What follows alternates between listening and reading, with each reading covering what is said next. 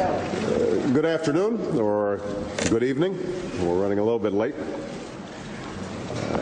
Earlier today, we finished a very productive summit that will be, I believe, a turning point in our pursuit of global economic recovery. By any measure, the London summit was historic. It was historic because of the size and the scope of the challenges that we face, and because of the timeliness and magnitude of our response. The challenge is clear. The global economy is contracting. Trade is shrinking. Unemployment is rising. The international finance system is nearly frozen. Even these facts can't fully capture the crisis that we're confronting, because behind them is the pain and uncertainty that so many people are facing. We see it back in the United States. We see it here in London. We see it around the world. Families losing their homes. Workers losing their jobs and their savings. Students who are deferring their dreams. So many have lost so much. Just to underscore this point, back in the United States, jobless claims released today were the highest in 26 years. We owe it to all of our citizens to act, and to act with a sense of urgency. In an age where our economies are linked more closely than ever before, the whole world has been touched by this devastating downturn. And today, the world's leaders have responded with an unprecedented set of comprehensive and coordinated actions. Now, just keep in mind some historical context. Faced with similar global challenges in the past, the world was slow to act, and people paid an enormous price. That was true in the Great Depression, when nations prolonged and worsened the crisis by turning inward, waiting for more than a decade to meet the challenge together. Even as recently as the 1980s, the slow global response deepened and widened a debt crisis in Latin America that pushed millions into poverty. Today, we've learned the lessons of history. I know that in the days leading up to the summit, some of you in the press, some commentators confused honest and open debate with irreconcilable differences. But after weeks of preparation and 2 days of careful negotiation, we have agreed on a series of unprecedented steps to restore growth and prevent a crisis like this from happening again. Let me outline what I think has been most significant. Number one, we are committed to growth and job creation. All G-20 nations have acted to stimulate demand, which will total well over $2 trillion in global fiscal expansion. The United States is also partnering with the private sector to clean out the troubled assets, the legacy assets that are crippling some banks, and using the full force of the government to ensure that our action leads directly to loans to businesses, large and small, as well as individuals who depend on credit. And these efforts will be amplified by our G20 partners, who are pursuing similarly comprehensive programs. And we also agreed on bold action to support developing countries so that we aren't faced with declining markets that the global economy depends on. Together, the G20 is tripling the IMF's lending capacity and promoting lending by multilateral development banks to increase the purchasing power and expand markets in every country.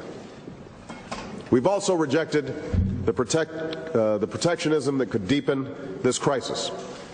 History tells us that turning inward can help turn a downturn into a depression. And this cooperation between the world's leading economies signals our support for open markets, as does our multilateral commitment to trade finance that will grow our exports and create new jobs. That's all on the growth front. Next, we made enormous strides in committing ourselves to comprehensive reform of a failed regulatory system. And together, I believe that we must put an end to the bubble and bust economy that has stood in the way of sustained growth and enabled abusive risk-taking that endangers our prosperity. At home, back in the States, our efforts began with an approach that Secretary Geithner proposed last week, the strongest regulatory reforms any nation has contemplated so far to prevent the massive failure of responsibility that we have already seen. Today, these principles have informed and enabled the coordinated action that we will take with our G20 partners. To prevent future crises, we agreed to increase transparency and capital protections for financial institutions. We're extending supervision to all systemically important institutions, markets, and products, including hedge funds. We'll identify jurisdictions that fail to cooperate, including tax havens, and take action to defend our financial system. We will reestablish the Financial Stability Forum with a stronger mandate, and we will reform and expand the IMF and World Bank so they are more efficient, effective, and representative. Finally, we are protecting those who don't always have a voice at the G20, but who have suffered greatly in this crisis. And the United States is ready to lead in this endeavor. In the coming days, I intend to work with Congress to provide $448 million in immediate assistance to vulnerable populations from Africa to Latin America, and to double support for food safety to over $1 billion so that we are giving people the tools they need to lift themselves out of poverty. We will also support the United Nations and World Bank as they coordinate the rapid assistance necessary to prevent humanitarian catastrophe. I have to say, though, that this is not just charity. These are all future markets for all countries and future drivers of world economic growth. And let me also underscore my appreciation to Prime Minister Brown, his entire team, and all my colleagues from around the world who contributed to the summit's success. You know, it's hard for 20 heads of state to bridge their differences. We've all got our own national policies. We all have our own assumptions, our own political cultures. But our citizens are all hurting. They all need us to come together. So I'm pleased that the G20 has agreed to meet again this fall, because I believe that this is just the beginning. Our problems are not going to be solved in one meeting. They're not going to be solved in two meetings. We're going to have to be proactive in shaping events and persistent in monitoring our progress to determine whether further action is needed. I also want to just make a few remarks about additional meetings I had outside of the G20 context.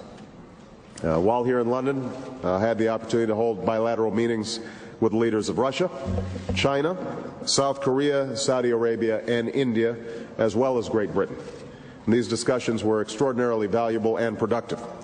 Of course, we spoke about additional steps to promote economic recovery and growth, but we also discussed coordinated actions on a range of issues, how we could reduce the nuclear threat, how we could forge a coordinated response to North Korea's planned missile launch, how we can turn back terrorism and stabilize Afghanistan, how we can protect our planet from the scourge of climate change. I'm encouraged that we laid the groundwork for real and lasting progress on a host of these issues. Ultimately, the challenges of the 21st century can't be met without collective action. Agreement will almost never be easy, and results won't always come quickly. But I am committed to respecting different points of view and to forging a consensus instead of dictating our terms. That's how we made progress in the last few days, and that's how we will advance and uphold our ideals in the months and years to come. You know, at home, I've often spoken about a new era of responsibility. And I believe that this era must not end at our borders. In a world that's more and more interconnected, we all have responsibilities to work together to solve common challenges. And although it will take time, I am confident that we will rebuild global prosperity if we act with a common sense of purpose, persistence, and the optimism that the moment demands.